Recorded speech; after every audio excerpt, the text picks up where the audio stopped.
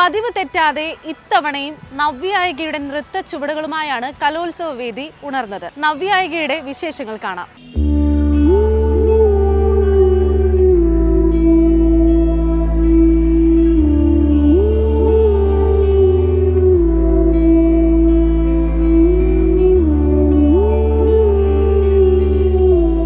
ഇത് ഡൗൺ സിൻഡ്രോമിനെ കലകൊണ്ട് അതിജീവിച്ച നവ്യായിക. കൊല്ലം പുനലൂർ GHSSലെ +1 ഹ്യൂമാനിറ്റീസ് വിദ്യാർത്ഥിയായ നവ്യായിക കേരള നടനമാടിയാണ് ഇത്തവണ കലോത്സവ വേദിയെ അത്ഭുതപ്പെടുത്തിയത്. പൊടിപ്പരുവം മുതലേ നമ്മൾ മനസ്സിലായി കുഞ്ഞിന് ഇതിനോട് ഡാൻസിനോടുള്ള ഒരു അഭിരുചി ഉണ്ടെന്നുള്ളത്. എങ്ങനെയാണെന്ന് ചോദിച്ചാൽ നമ്മൾ പാട്ടൊക്കെ ഇടുമ്പോഴത്തേക്കിന് അതിനനുസരിച്ചുള്ള ആ ഒരു താളം പിടിക്കും, കിടന്ന് ഇങ്ങനെ ആ ഒരു താളം പിടിക്കുമ്പോഴത്തേക്കിന് നമുക്ക് അതിനോടുള്ള ഒരു റേസിങ്. പിന്നെ നടക്കാറായപ്പോൾ 3 വയസ്സ് മുതൽ ട്രെയിനിങ് ഞാൻ കൊടുത്ത്. 3 വയസ്സ് മുതലാണ് നൃത്തത്തിന്റെ ലോകത്തേക്ക് അമ്മയുടെ കൈ പിടിച്ച് നവ്യായിക എത്തിയത്.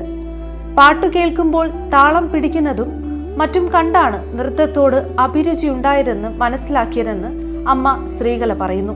താളം പിടിക്കുന്ന കാണുമ്പോഴേ നമുക്ക് അതിനോടുള്ള ആ ഒരു ഗ്രേസിങ് മനസ്സിലായി, ഇഷ്ടമാണെന്ന് ഉള്ളത് മനസ്സിലായി. അങ്ങനെ നമ്മൾ അന്ന് മുതലേ അതിനുള്ള പരിശീലനം കൊടുത്തു. കഴിഞ്ഞ 2 വർഷവും മോഹിനിയാട്ടമായിരുന്നു അവതരിപ്പിച്ചിരുന്നത്. മകൾ വേദിയിൽ നിറഞ്ഞാടിയപ്പോൾ അമ്മയും ഗുരുവുമായ ശ്രീകലയും അമ്മാവനായ ഹരിയും മുത്തശ്ശിയും കയ്യടിയുമായി മുൻനിരയിലുണ്ടായിരുന്നു. ഞാൻ ചിരട്ടക്കോണം മാർ ബ്രസേലിയസ് സ്കൂളിൽ വർക്ക് ചെയ്യുന്ന ഡാൻസ് ടീച്ചറായിട്ട് വർക്ക് ചെയ്യുകയാണ്. പിന്നെ 5 വർഷം ശബരീരി സ്കൂള്.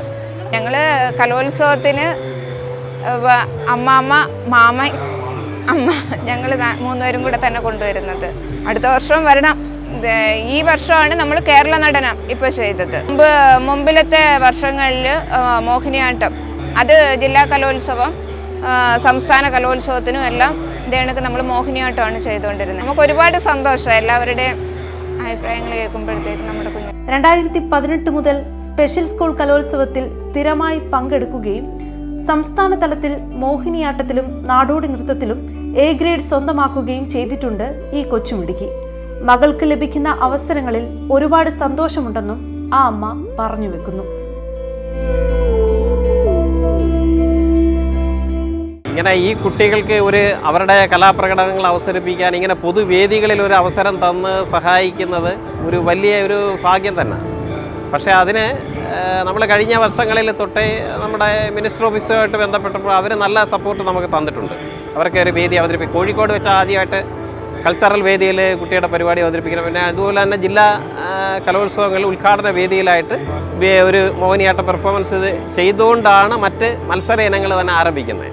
അതിന് അവിടുത്തെ DD ഒക്കെ നല്ല ഇതായിട്ട്. പക്ഷേ ഇവിടെ വന്നപ്പോഴത്തേന് നമുക്ക് പറ്റിയതെന്ന് പറഞ്ഞാൽ നമ്മൾ അവസാന സമയത്ത് നമ്മൾ ഒരുപാട് ഇട്ടങ്ങ് വട്ടം കറങ്ങി. നമ്മളിങ്ങനെ മിനിസ്റ്റർ ഓഫീസിൽ നിന്ന് വരെ വിളിച്ച് പറഞ്ഞിട്ടും ഇവിടുത്തെ അതിൻ്റേതായിട്ടുള്ള കൺവീനർ, പ്രോഗ്രാം കമ്മിറ്റി കൺവീനറെ അവരെ വിളിക്കുമ്പോൾ അവർ മറ്റൊരാളുടെ നമ്പർ വരും, അവരെ വിളിക്കുക, കണക്ട് ചെയ്യാൻ പറയാം. അങ്ങനെ ഞങ്ങളെ 2 ദിവസമായിട്ട് വട്ടം കറക്കുകയായിരുന്നു. ഇന്നലെ ഞങ്ങളിവിടെ വന്നു. ഇന്നലെ ഒരു ഷിബു സാറിൻ്റെ കയ്യിൽ ഒരു ലെറ്റർ കൊടുത്തെങ്കിലേ ഞങ്ങൾ വാക്കാൽ പറഞ്ഞാലല്ല, നേരിട്ടൊരു റിപ്പോർട്ട് കൊടുത്തെങ്കിലേ ഞങ്ങൾക്ക് അനുമതി തരാൻ പറ്റുമെന്ന് പറഞ്ഞു.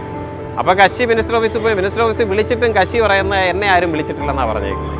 പിന്നെ അവസാനം നമ്മളെ നേരിട്ട് തന്നെ മിനിസ്റ്റർ ഓഫീസിൽ നിന്ന് സെക്രട്ടറി ഞങ്ങളെ വിളിച്ച് ഫോൺ കണക്ട് ചെയ്ത് ഞങ്ങളുമായിട്ട് നേരിട്ട് പുള്ളിയെ കട്ട് ചെയ്യാതെ ഞങ്ങളെ മുന്നിൽ വെച്ച് തന്നെ അയാളെ വിളിച്ച് പറഞ്ഞു, ഞങ്ങളിവിടെ ഒരുപാട് തവണ ബന്ധപ്പെട്ടതല്ലേ എന്ന് പറഞ്ഞപ്പോഴാണ് അയാൾ പിന്നെ ഇപ്പം ഇവിടെ ഒരു സർഗവേദി എന്ന് പറഞ്ഞ ഇത് തരപ്പെടുത്തിയിട്ടുണ്ട് അവിടെ. അപ്പോൾ ഇവിടെ ബന്ധപ്പെട്ടപ്പോൾ നിങ്ങളെ എന്തുകൊണ്ട് നേരത്തെ ഇവിടെ വന്നില്ലെന്നാണ് ഇവർ പറയുന്നത്. കൊല്ലത്തുനിന്നാണ് വന്നേ. ഞങ്ങൾ അവിടുത്തെ